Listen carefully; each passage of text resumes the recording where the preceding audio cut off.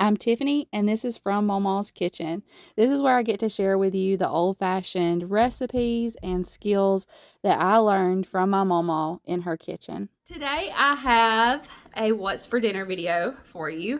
I have not done one of these in a while. I used to do them every single week, and I have not done one in a while. And earlier this week I thought, it would be fun to just put the camera up as we're making our dinners, show you what we're doing. We're a large family. There's 7 of us. I like to do budget-friendly meals. I do like to do Southern cooking. I like to do from scratch cooking. Sometimes I have to mix, from scratch and some convenience things together because we've got 5 kids. We go to ball games and practices and do all the things. I don't know, maybe you'll find this video entertaining if nothing else, but hopefully helpful when it comes to planning out some of your own meals. And like I said, I used to do these all the time. I'll link the playlist down in the description box if you want to go and check out some of those other videos and let me know, do you enjoy these? Maybe we'll do them more often. Here we go. Let me show you some of our dinners from this week. The first meal that I'm going to share with you is roast, and this is a venison roast, and I have really enjoyed making roast in my Dutch oven. So that's what I'm doing today. You could use beef roast, pork roast, but I'm using some venison roast, and I have my Dutch oven heating up on the stovetop with a little bit of oil in it so that I can brown the meat. And then I'll go ahead, season that well with some salt and some pepper, and then I'll work on the vegetables that we're going to add in with it today. You can do whatever vegetables that you would like. I chose to do some potatoes today, so I have those washed and we're going to get those cut up. You'll also see that I put in some carrots. I like to put onions in this as well, but today I just used some of our onion powder, some of the dehydrated, dried green onions from our garden last year. So I'm cutting up my potatoes. This is going to cook for quite a while, for several hours, so I don't want them to be too small if they just absolutely fall apart, but I'm going ahead and cutting those up, making it easier to serve, and so that they can cook through. Putting in my carrots. Use whatever vegetables you like. Sometimes I'll even put canned carrots in this if it's what I have on hand. I have learned that putting pickled peppers, this is some home canned pickled peppers, so it's a mixture of jalapenos and banana peppers, but any kind of pickled peppers, adding those to your roast really does something for it. I think adding that juice in, adding those peppers in, adding that vinegar in really helps your meat become more tender. That's just how I've been feeling about it. Now I'm seasoning this with the pot roast blend from Pioneer Woman, putting a half stick of butter. And then y'all, do as I say, not as I do. I forgot to put in my broth. It was fine. It did not just completely dry out. I was afraid when I first opened it after it had been in the oven. I baked this at 300 degrees Fahrenheit for about 4 hours. When I pulled it out, I was like, oh my goodness, what did I do wrong? And then I realized I did not put in my 1.5 cups of broth. You can use beef broth, chicken broth. I forgot. It was okay. It was still delicious. It was not too dry, but put your broth in. And to go with this, something I enjoy doing is taking cornbread mix and putting it in halved bell peppers and baking it. We call it stuffed peppers. We had that with our roast. Up next is chicken and dumplings, and this is a great way to stretch just a few chicken breasts. So I took 2 chicken breasts, boiled them in, 6 to 8 cups of water. To that water, so my chicken is cooked through, I removed it from that water. To the water, I'm going to add about 4 cups of chicken broth. And I'm also going to add about 1 cup of heavy cream, somewhere around in there. We cook by feel.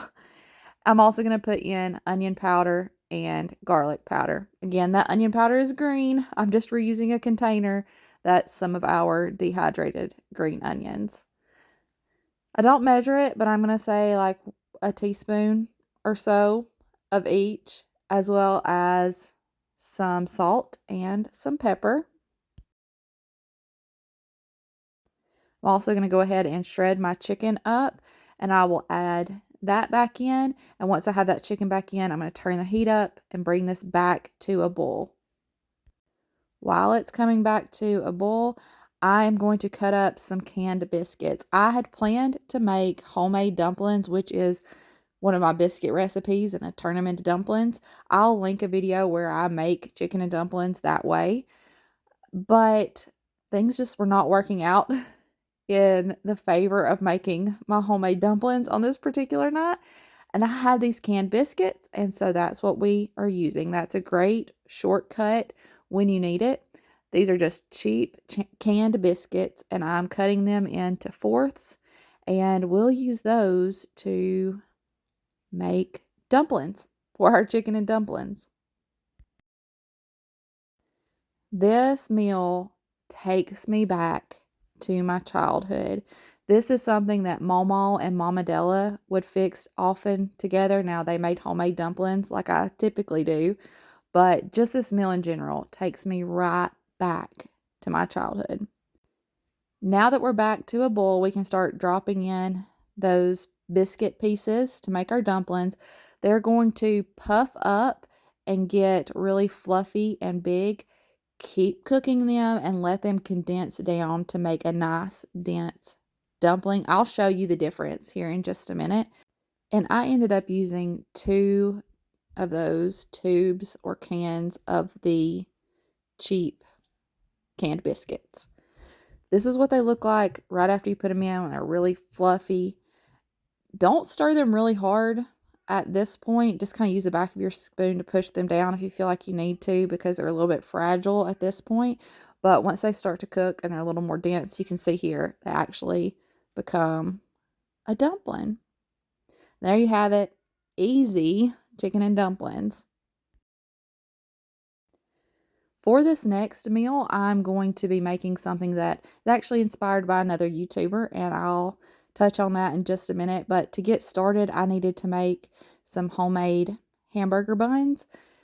This is something that I have swapped out over the last year or so, making my own buns, and nothing compares to these homemade buns. And they're pretty simple. It takes a little time for the rise, but overall, like, as much hands-on time, it's really not that much. It's really not that difficult, and they are delicious.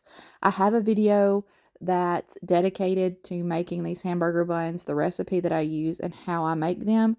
I'll be sure to link that for you so that if it's something you would like to try, you can go and check out that video.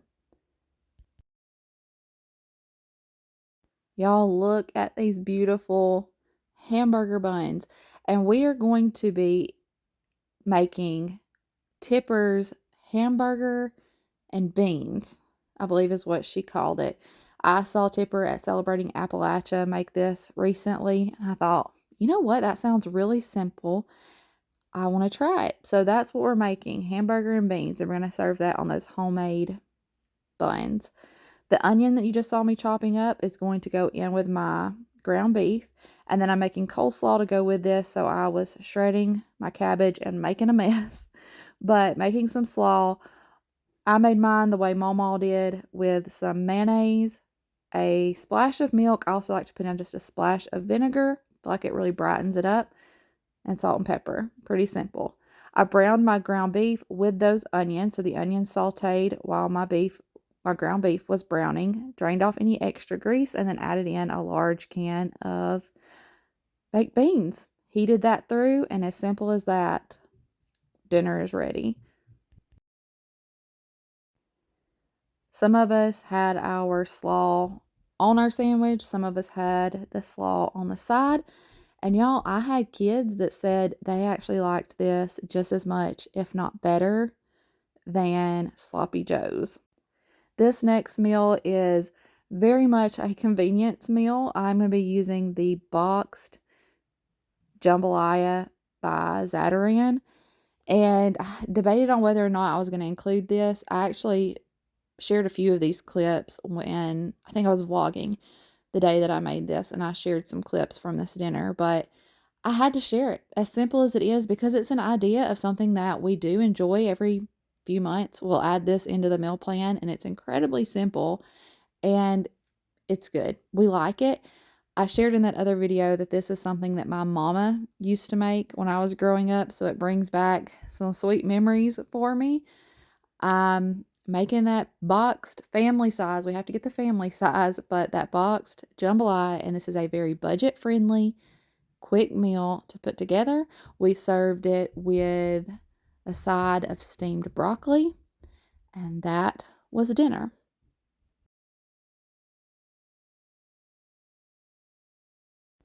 And while we're sharing budget-friendly meals, does it get any more frugal than kraut and weenies?